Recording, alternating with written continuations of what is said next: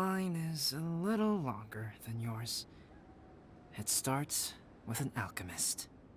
A great alchemist once created Subject 1. Subject 1 was her proudest achievement, and successfully blended into human society. No one ever would have thought that this friend of theirs was in fact a synthetic human. However, unbeknownst to Subject 1, the alchemist had tried the same experiment many times before he had come into being. Some of the rejects from failed experiments had been discarded, but had not died. Subject 2 was one such failed experiment. He was swallowed by a great dragon that came to rest upon a snow-swept mountain. Many years later, he was resurrected by the dragon's mysterious power. He saw all kinds of people on the mountain, including Subject 1, who had somehow miraculously blended in among them. Never in Subject 2's wildest imagination had he thought it possible for experimental life forms such as they to deceive everyone so successfully. He saw the way humans accepted Subject 1 as a friend, witnessed their affection as they addressed him by name. This was what Subject 2 wanted.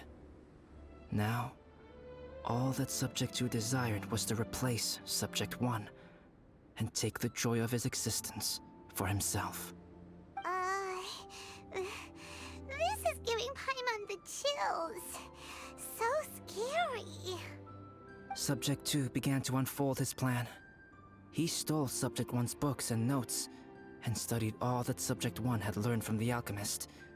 Subject 2 was highly intelligent, and he learned quickly. He changed his face into an exact replica of Subject 1's face. Then, he found a plant with mimicry capabilities, and transformed it using dragon blood and alchemy.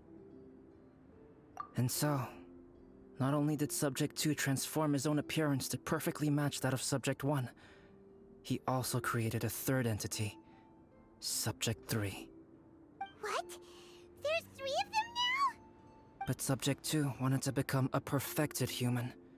So, he erased a mark on both his and Subject 3's necks. For these marks were symbols of imperfection. In my view, it was probably a subconscious act, an instinct. He so desperately craved to become a perfect human being that he forgot something. Human beings are defined by their flaws. Subject 2's plan was meticulously crafted.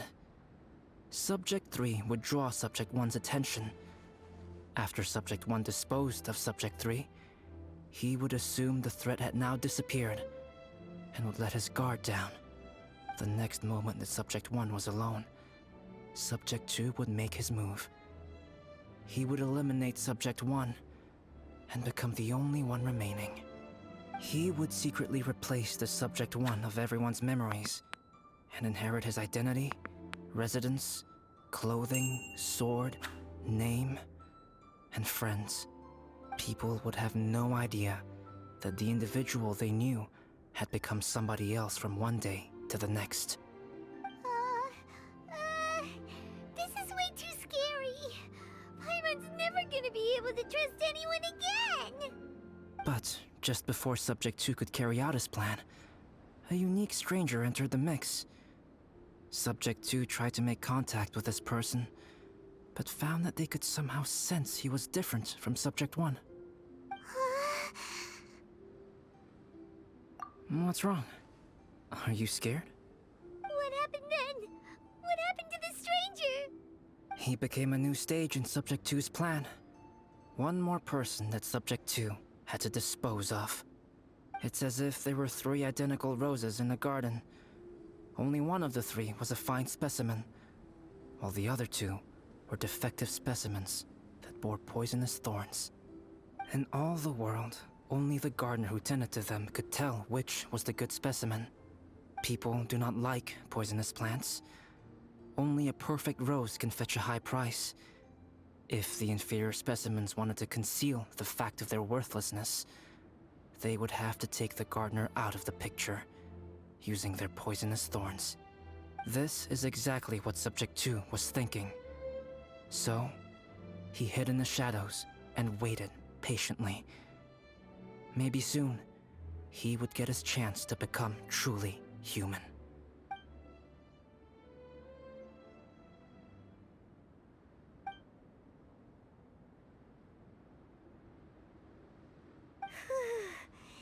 That was intense! So what happened after that? Did Subject 2's plan succeed? Paimon can't bear thinking about it! Fortunately, Meta is just a story. And even in this story, Subject 2 did not succeed. But you can never let your guard down on Dragonspine. Monsters mutated with Durin's power and blood are also creatures of Rhine-Daughter, just like me. You must beware of all such creatures. I'm glad to hear that. It's okay. I know what I am. You and I are both different, so there is no need for me to hide the truth from you. The only thing is that sometimes, when I think about how mighty the power of alchemy is, I feel so small. As beings who set foot in this world, how arrogant are we in desiring to control our destiny, and in desiring to create? Is creation an arrogant act, traveler? If not, why do we call the ones that created us and control us gods? If it is, then what qualifies us to call ourselves creators? How far must we take our reverence and respect, and what purpose does it serve? Nothing special, but whenever I think about it, I feel a twinge of grief.